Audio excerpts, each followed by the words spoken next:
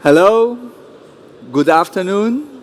Welcome to our small conference, small discussion round. Before we start, I would like to present my colleagues sitting here.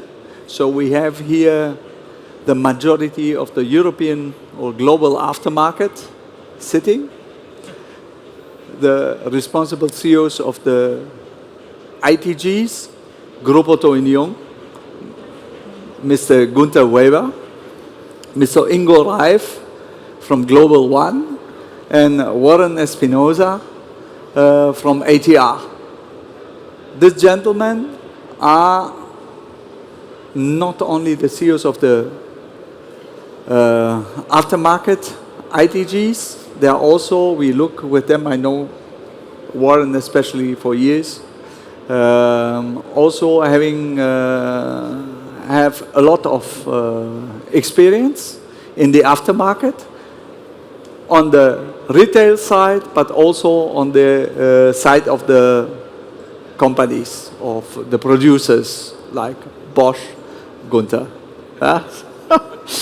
Me, who I am, I'm Alex Mungiuri from Schaeffler, responsible for the Middle Eastern and African market, knowing also very well the Turkish market, grew up in the Turkish aftermarket as in a retail shop. So, and I want to put a frame to the discussion that we will have today. It's what will happen in the aftermarket, because there are a lot of talks about EV vehicles, change of the mobility. Do we speak about regarding the new EV vehicles coming about a revolution? It's an evolution, is a time. Which influence will it have to the main common point that we and all the audience has is the aftermarket? What does it mean for us? And I want to start with how we see the overall development of the EV vehicles, electric vehicles. Do we see any differences globally? And Guenter, what would you say to that? Yeah, Alex, can you hear me? The mic is not working. Is it now working? I can see the reaction. It's good. Okay, so Alex, if you see the EV market, the last years, everybody has seen this huge growth in percentage, right? In percentage, and then in absolute figures. But what does this mean for the aftermarket? And if you see the latest studies, everybody is expecting that we see almost 30% of the EVs, of the total vehicle park in the aftermarket being EVs, 30%. This means 70% is still combustion engine. Now, if you divide that, where we see the EVs today, mainly in Europe, right? In North America it's started, in China. But we have also other markets. We have Latin America, we have Africa. So we might have to differentiate, and with a different pace, I guess, the development of the EVs is coming. For me, it will not stop. This is, I think, the important part, that we see more and more EVs coming. But at the moment, what we're realizing is that it's slowing down globally because of decisions of some of the governments, stopping subsidies, not investing in infrastructure. And with that, there's an uncertainty in the population saying, should we invest, should we buy this car, should we buy that? I guess, and you might see all that in the same way, that now there's a segment in between, this kind of hybrid, where you say, okay, I do a little bit, but not everything. And we have to see how that develops. But again, for me, EVs is not going away. We will see a mix of combustion engine, battery EVs, hybrids over the next years, which we have to face in the aftermarket. And now, okay, we see. So that means that, from you understand, there is still a longer life, more expected for combustion engine, for the alternative cars, I don't know, for the normal cars that we are used on the market and going on. And of course, but we have also an aging car park. I think this is a common thing that we see everywhere. So what is a critical area when we see an aging car park on that side, Warren? There's quite a lot. Is it on? There's quite a lot to think about when you talk about an aging park, because we currently have a park that is probably aging. Well, it's aging slowly. Let's put it that way. It will continue to age, and I think it will. The rate at which the vehicles age will increase as we get closer to 2035 because of the uncertainty that is going to be around the electric vehicle, and people will hold on to their cars for longer. Already we're seeing some empirical evidence that comes back from the leasing companies, where the vehicle park within leasing companies is more electric than the average vehicle park. And the reason for that is because it's the leasing companies that are leasing the electric vehicles and not private individuals. So you're seeing that the private individual is saying, I like this new technology, but I'm uncertain about this technology. So what I'm going to do is I'm going to lease the vehicle, and then the resale of that vehicle is not my problem. So at the end of the period of the lease, I can give the vehicle back. And I think what we're going to see then is we're going to see a mix change. The ICE engines are going to age a lot, and then I think you're going to see an interesting mix on the electric vehicle when you think about the leasing aspect. I'm not saying that very well. If I can introduce another concept just to try and help with that. ICE engines now last 25 years, call it 25 to 30 years. If you think that the electric vehicles that are being sold today are coming out with batteries that potentially will last between 12 and 15 years. If you think about the value of that battery as a proportion of the total vehicle, in many cases, what that says is if that battery fails, it's too expensive to replace the battery in that vehicle. And so that life of that vehicle is going to be significantly shorter and younger than the existing ICE vehicle park. And so there hasn't been a study yet to work out what that impact will be on the market. But what we do know is there will be an impact on the market, because today's vehicles go until 25, 30 years, and the current battery life of an electric vehicle is going to dictate it's going to be a lot shorter. So, okay. I'm not answering the question, I'm just telling you what you need to think about. But you don't answer perhaps, but you give another perspective. Yeah. And this is, so I bound this to another question, which is that, so you say that due to the battery, the lifetime of a new electric vehicle will be shorter, but the maintenance will remain. And where do we see, from your point of view, what are the interesting areas for the aftermarket? Where will be the repair of vehicles go? Now we are speaking about a very young car park, where we don't have a lot of experience.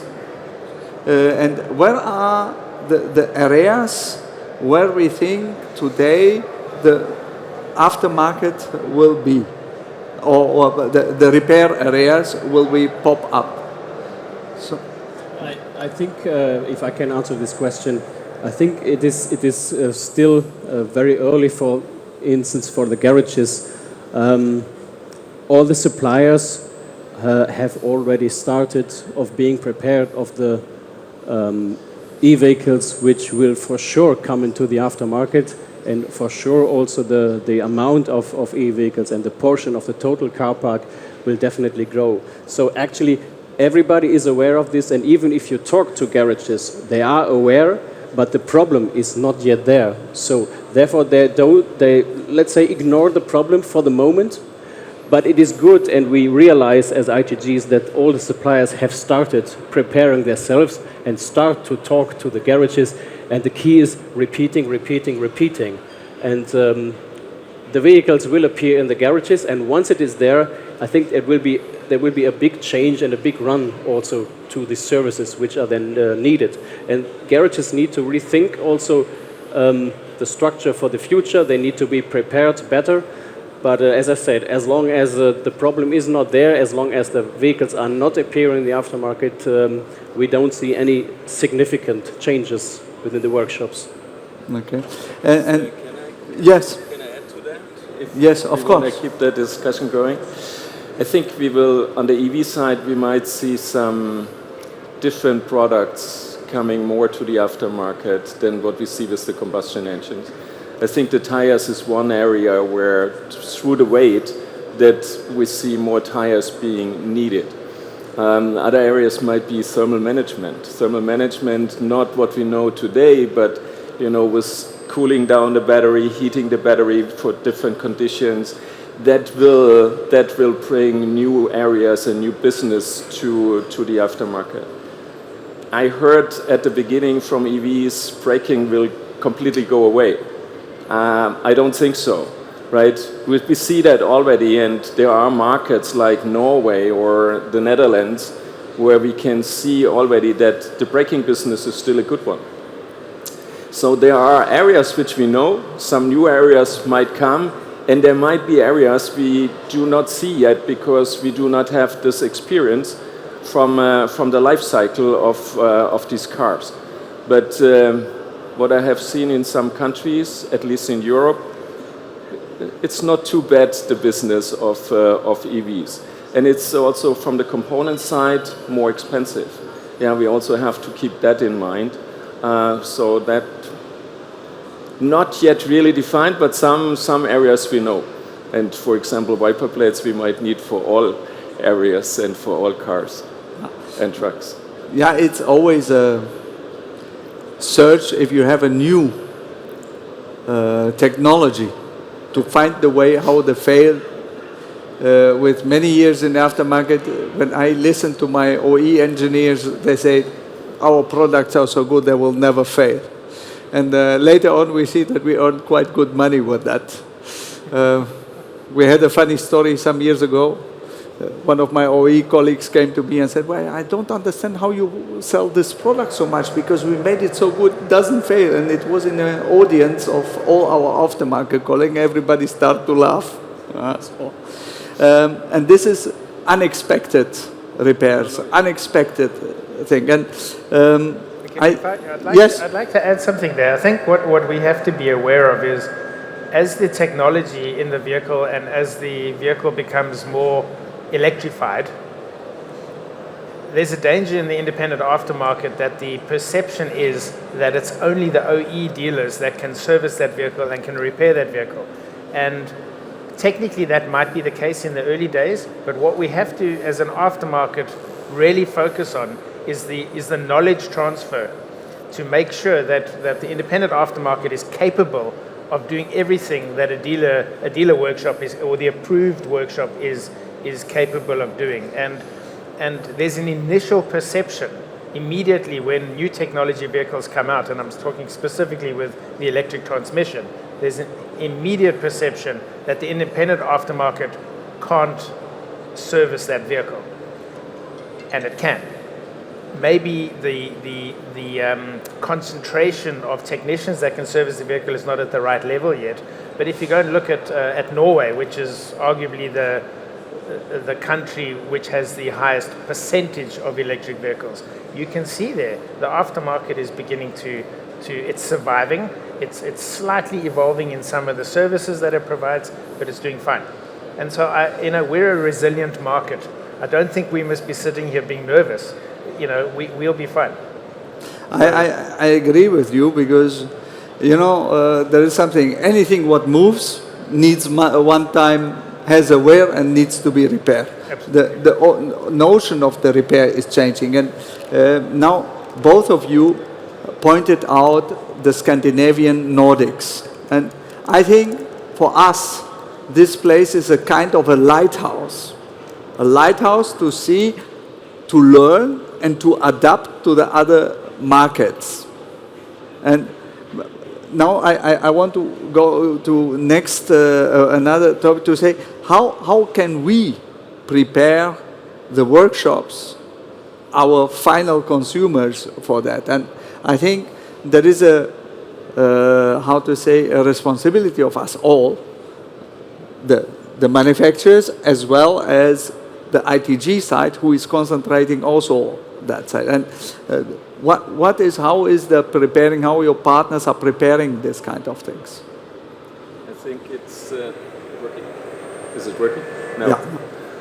I think it starts with training, right? To prepare everybody. And I learned today, also here in Turkey, how important training is, and with all these new technologies. So training is a key area which we have to prepare the workshops doing the work, to getting to these battery electric vehicles. You need equipment, you have to have a special training to work on high voltage batteries, which is the most critical part if I take that vehicle. Might be the right equipment, right, which we have to provide to the garages to be sure that they can do the work. In Norway, I have seen all of that. I have seen the training, I have seen the equipment, I have seen gloves and other things. So it's already there. Now our role as IDG is to multiply that and bringing that across all of our members.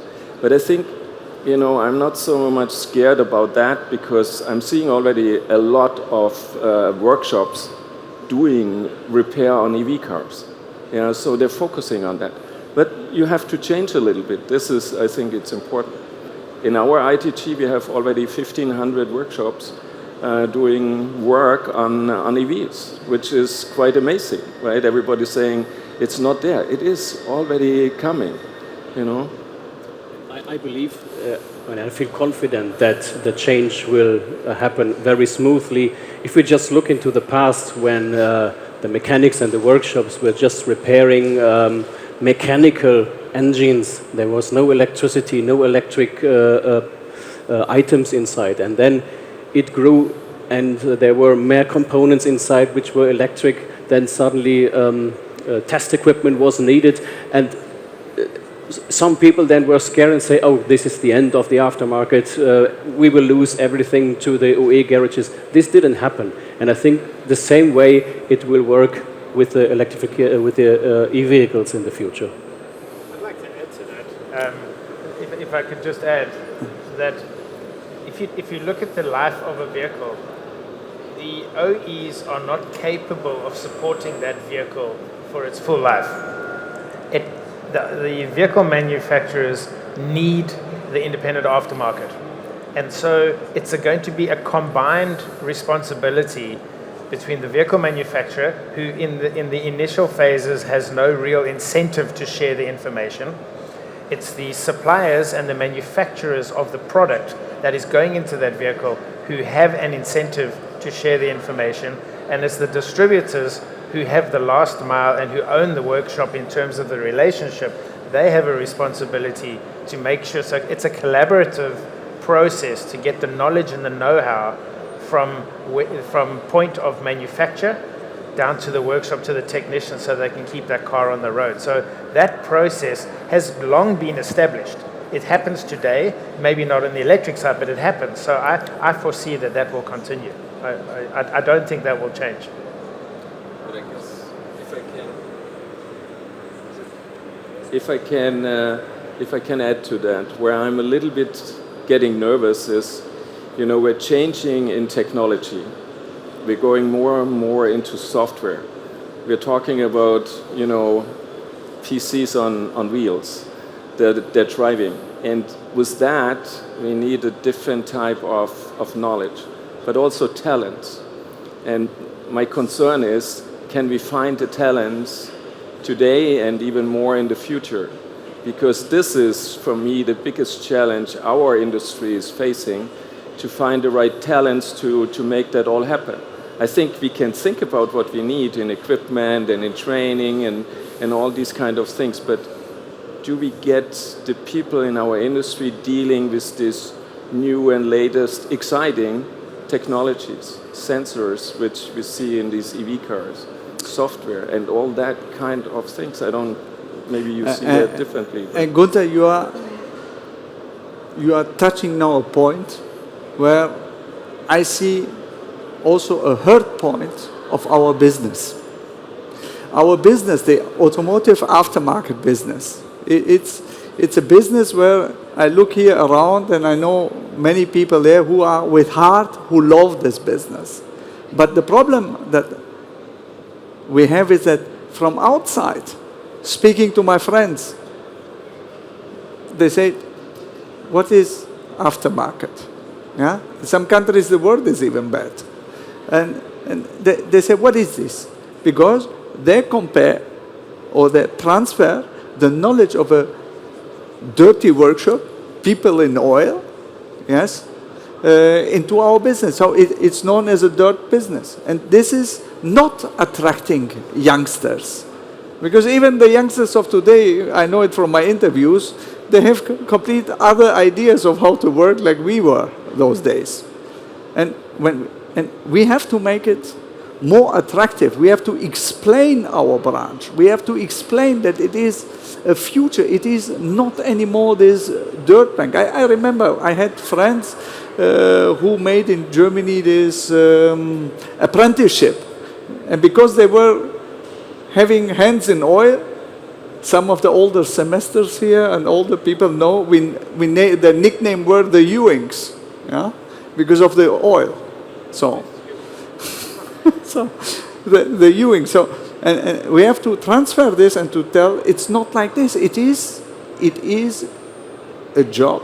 It is a job which needs today more intelligence. It's not like this. And now I see a lot of people from Turkey, and I said, you remember in our youngster time when you brought a small child to the service station, the standard talk was "Eti seni kemiği benim."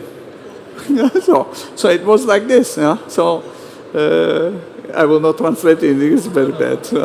And today we have to explain that it is not like this, but it's also our responsibility as company owners, manufacturers, and so on, also to take an influence in the education of these people, to help schools, to help this kind of institutions to bring in this technical knowledge, this know-how.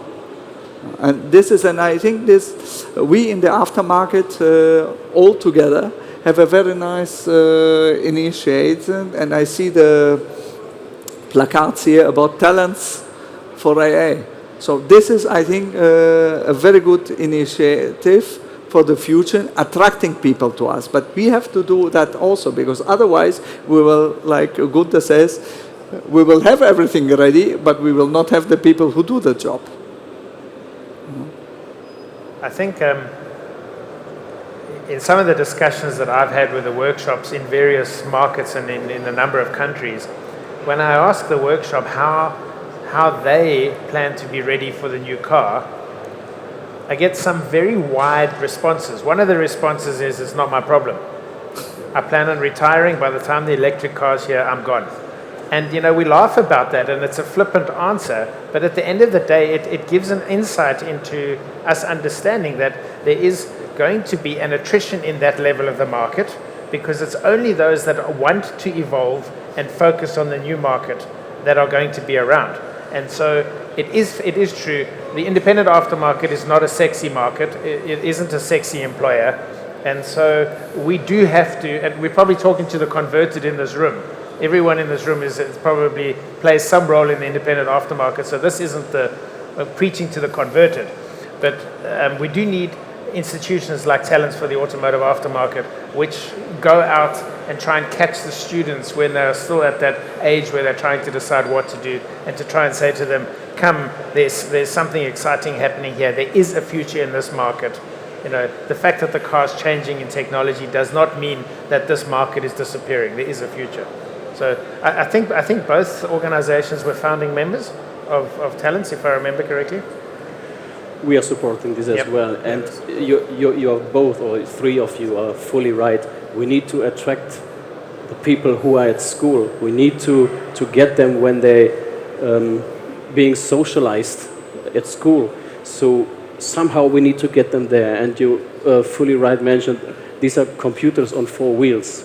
And that's maybe the point where it becomes more attractive, because you said it fully right. The aftermarket, if you explain it to somebody, nobody understands it, it's not sexy enough. There are many other topics like social media which are more interesting for the people who are actually the target potential mechanics for the future. We need to try to get them within the education. And this organization, Talents for AA, is a starting point, and probably more will follow. So I hope, and I cross my fingers, that we get, we will have a fruitful outcome of this. Yes, and one obligatory questions that we have always is, again, now we are part of Europe, continentally, and from the mindset also. Now we see the increasing numbers of Chinese vehicles coming, electrical. So how they are coming to us and so on. So do you think this will be increased? What is the chance that the Chinese car park can grow here? Or how do you see, how is the mentality, let's say, towards Chinese vehicles, especially now I speak about electrical vehicles? I don't see that so many Chinese in total numbers are appearing in the markets. Yes, everybody is talking about that. Yes, you can see them on the roads, but I still believe that the full trust in these vehicles is not yet there. Okay. It will come. It will come, and we will not stop it. We might have the possibility to. We might slow down a little bit, but I guess they're coming everywhere. And if it's not Europe, it might be in other areas.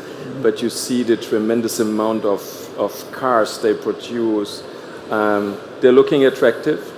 They're cheap, so that is a good entry point for these kind of vehicles. So, but this is a mixed picture, and you're right. We do not see, as we also see, not so many other EVs on the roads. But I would not underestimate that. The question for me is, when they're here, how do we deal with that? Because normally they're coming without organizations. They do not have the service, which is for the end consumer a concern. For us in the aftermarket might be an opportunity. And I'm a positive thinking person, so I'm seeing always the opportunity in something like that. They're searching at the moment. They're searching for networks. They're searching for service points. With that, they also have to provide the parts, because where should we get that, right? So this is where we have the opportunities in dealing with that. But again, my point is, to your question, I would not underestimate the Chinese vehicles. I completely agree that the Chinese vehicles are coming. They're cheap, and that's the attraction. The attraction is that you can get an electric vehicle, and it's very affordable. It comes with some negatives, though, exactly as you said. They're not often very well supported, and so that becomes an issue when you need some support for your vehicle as it's getting older. It is clearly an opportunity for the independent aftermarket, and certainly for distributors who have access to workshops, to be able to step in and perhaps become that support structure for the I'm going to call it the cheap Chinese vehicle. However, there's another factor that is sitting there, and that is the repairability of the battery. And so what we're finding is a lot of the cheap Chinese vehicles are coming in with a technology in the battery that does not allow for it to be repairable. And that's why it's so cheap. And so what happens is, if that battery fails, the cost to repair that vehicle is the cost of a new battery, because you can't repair the battery. The more expensive batteries are, I'm not going to say repairable, but there's modular technology where you can replace modules and you don't have to replace the full battery, and it isn't so big relative to the cost of the car. And at the moment, it's a loophole. And so legislation needs to come into place. The authorities in the European Union needs to think very quickly about putting legislation in place to ensure that batteries are repairable. And it's not actually just batteries, it's all aspects of cheap vehicles. If it isn't repairable, it's almost an unfair advantage to sell it. So, and just on this topic of cheap Chinese vehicles, and I do think good competition is good for any market, so I'm not saying don't have them. But it's interesting to see what America did last week, where they put in, is it 100%, was it 100% duty? Yes. And he did it overnight. And so I'll be interested to see if the European Union comes up with something similar. Let me put it that way. Yeah, maybe we also have to correct a little bit. It's not only the cheap Chinese vehicles that are coming. If you take, for example, the Neos, they're not cheap, right? They're very exciting, and they're in a price segment where they compete with European car manufacturers. So it's not only cheap, but the volume is coming into that. But I fully agree with you with the battery. That also is a concern of us, that we can repair it, because that is one of the most expensive parts of the vehicle. And if you cannot repair it or replace it in a good way, and the prices are too high, that will be even more a concern of the end consumer. And then for me, there was one point that I pick up is that the experience from the past is also, and what I see also in some African countries when I go around with the Chinese vehicles, is they sell the cars, but there is no after service. Yeah. So, and this I see personally positive as a opportunity for aftermarket company. And now I'm sitting with the major IDGs here who have their own garage concepts, and I think perhaps this is an opportunity also for the garage concept and cooperation with the Chinese to support them and to have a win-win situation in total for the aftermarket and the changing environment of the car park also. It's not only for the Chinese, it's for every startup who is focusing on battery EV vehicles. They're focusing on the car, less on the service and after sales, what we see, at least at the moment. Yeah, I must agree. It's not just the Chinese. I think in some of the markets in Europe, we call it the Eastern European countries, for example, some Teslas, they don't have the correct support mechanisms for the vehicle. So it's not just a Chinese problem. At all.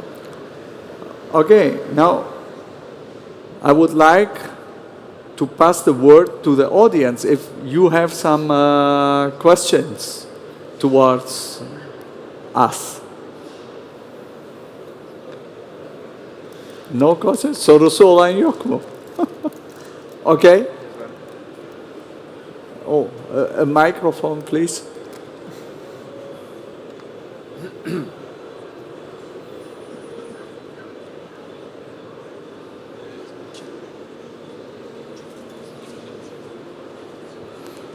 Thank you very much. As you told that electric engines as you told that electric cars getting popular and popular every single day, and what do you think about the internal combustion engines of the all type of engines in the future of the aftermarket, especially on the engine components? The feature of the engine components, I am asking. Thank you very much. I didn't hear that. Sorry, I couldn't hear that. But we didn't well understand the thing because of the loudness. So. Okay. The microphone is not working. Cannot hear. Okay, I'm asking again. No. As you told that electric vehicles getting popular every single day, And what do you think of the future of the internal combustion engines? Especially I am asking the engine components in the aftermarket. You want to start? You want to start? I can start. At the moment, the drive or the increase in the electric vehicle park has largely been driven by incentives and governmental legislation and regulation. And so the internal combustion engine is still the majority vehicle in the market.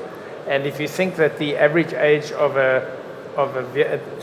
generally a vehicle in Europe is 13, I think the lowest is 7 in Liechtenstein and the highest is 17, and I can't remember which market it is. But so at an average age of 13, even if in 2035 no more ICE engines are allowed to be registered, that 13 is probably going to be 15 or 16 or 17 by then. And so you've still got another decade and a half afterwards with an existing vehicle park. That is, if you ignore the fact that potentially now with the European Parliament being re-voted on in a month's time, I wouldn't be surprised if some of these deadlines the discussion gets reopened. And so I'm not yet ready to say that the internal combustion engine has an end date. I think as long as we're sitting in this room, there's going to be a very big aftermarket for internal combustion engines. I don't want to downplay the very important fact that the electric vehicle is growing and will continue to grow. I just don't think it's going to be the only technology in the future. Maybe I can answer your second question about the components and the parts, because that we have to watch very carefully. Because if the production is coming down from new combustion engines, the overall volumes is coming down. So now we have the cars in the aftermarket, but we do not have the volume anymore like we had before. So in this we have to watch how we deal with that, to make these components available. The cars are there, but do we have the production and the capacity anymore?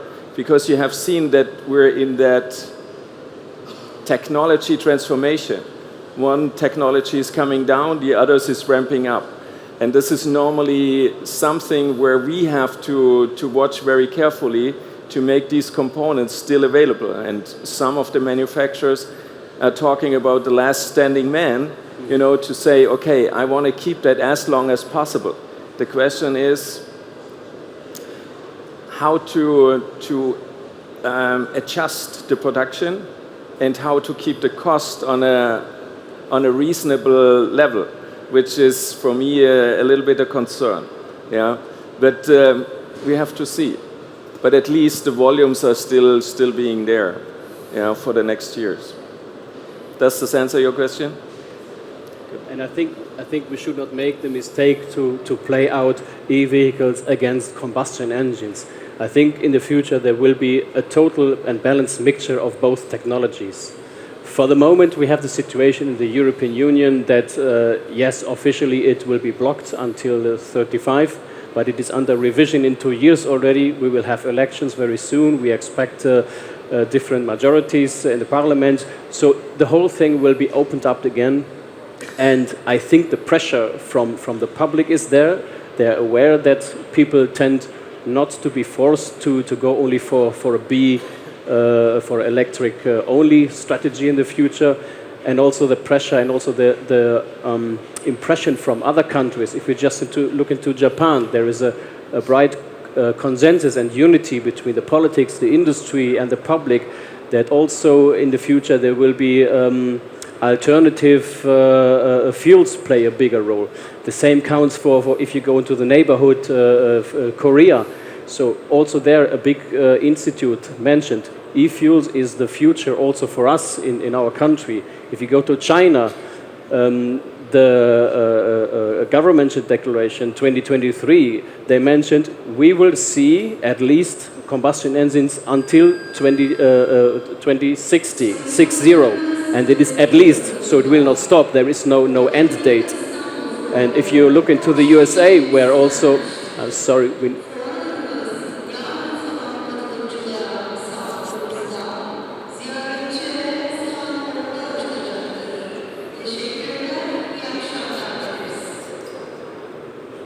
Sorry for that. If you look into the USA, which is the biggest economy still nowadays, there was this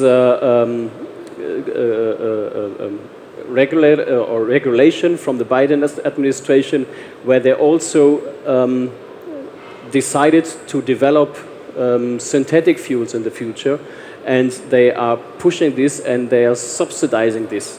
So also, we as Europe, we cannot ignore the facts that are happening around. So for sure, the combustion engine will be there.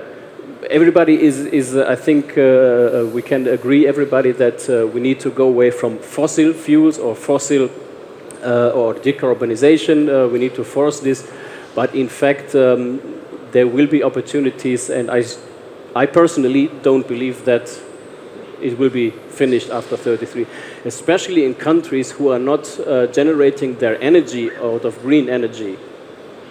So in case of you have countries, Poland is a good example. So most of the electric power they generate with carbon. So how does an electric vehicle contribute to decarbonization? So this question is also fully open. Thank you, gentlemen. And as you hear the announcement, they're closing. So we do not want to be the ones who have to switch off the lights. I want to thank to my colleagues participating. I hope we could give you some insights of the general situation, how it is seen, the aftermarket and the opportunities brought. And one key message is we will have enough bread out of the aftermarket business for the next years with the technologies that we know. But on the other hand, there are some topics that we need to train the next generation. We have to find the right garagist people. We have to find the right people. And the rest, we are prepared. And we are preparing. And I see when I go around and just in the neighborhood, I see companies who are prepared for this. So we are not fearing the future. It's a challenge that we will take. And thank you for being here. Thank you to listen to us.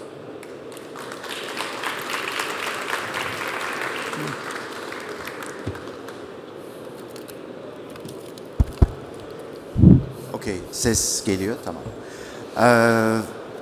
We thank you very much for this valuable conference discussion. I believe that all those questions are going to be asked in the coming couple of years. Most likely that we are not going to like the answers. Some of us will enjoy, but the rest will think about the answers even while sleeping probably. But sooner or later, as you know, the future will come, and we will get ready for the future. Hence, it is our job, that we are a part of the aftermarket business. So, once again, I would like to thank you very much for your attendance on behalf of the OSS organization, and it will be a pleasure to have you here. So, as in every conference, we would like to present our speakers a small memory of this evening. So let's start for that ceremony. Hepinize çok teşekkür ederiz katıldığınız için. Sanıyorum fuarın şu anki ve bundan sonrakiler olacaklar için bile en verimli, en güzel, en yüksek katılımlı fuarını konferansını gerçekleştirdik. Hepinize çok teşekkür ederim. Türkçesiyle de söyleyeyim. Gelecek kaçınılmaz bir şekilde gelmeye devam ediyor. Bizler de bu değişime hazırlıklı olarak yolumuza devam etmek durumundayız. Tekrar teşekkür ederim. Şimdi şeye geçiyoruz.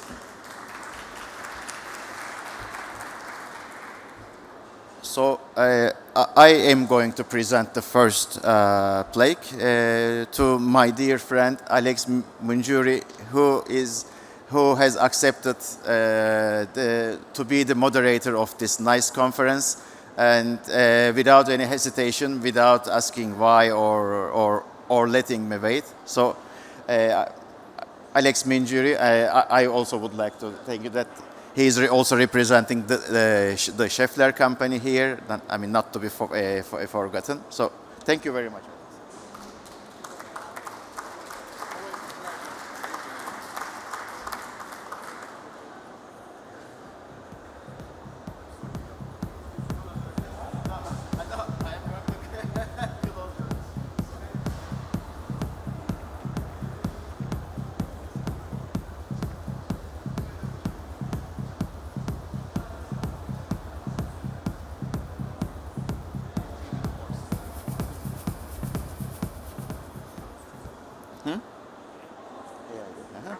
So now I would like to invite our ex-president, Mr. Eyal Tarablus, to the stage to present the plaque to Mr. Guenter Weber from Groupauto Union.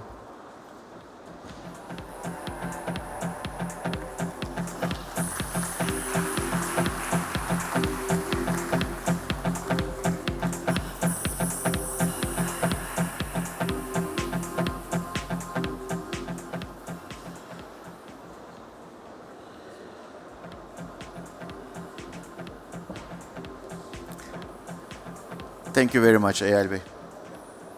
Maybe we may be inviting you for the group photo. Yeah. And our next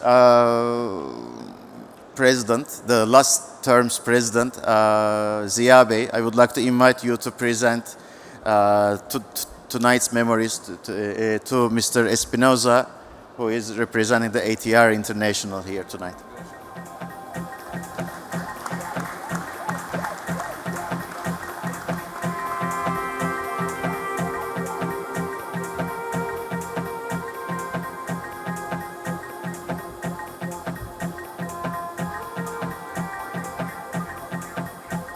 Thank you very much.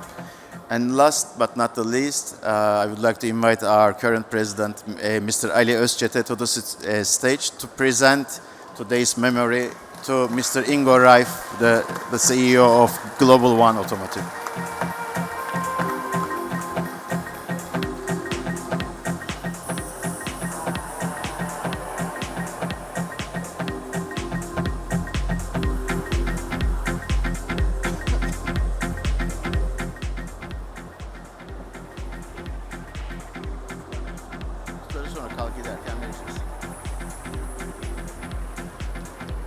So, Ali Bey, sahnede kalalım.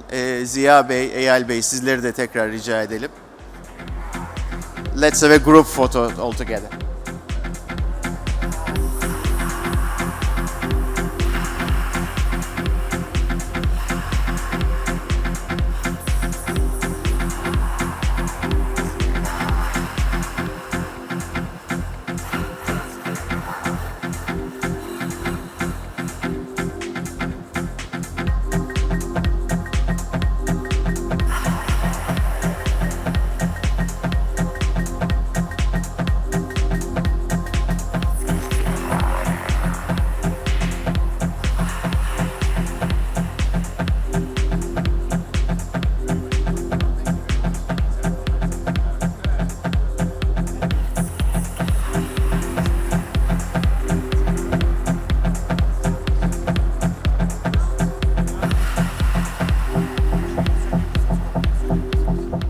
Ayrılmadan önce bir de bilgi verelim. Az sonra başlayacak olan bir kokteylimiz olacak OSS Lounge'unda. Giriş holünün üst katındadır, birinci katta. Hepiniz davetlisiniz, bekliyoruz. Teşekkürler.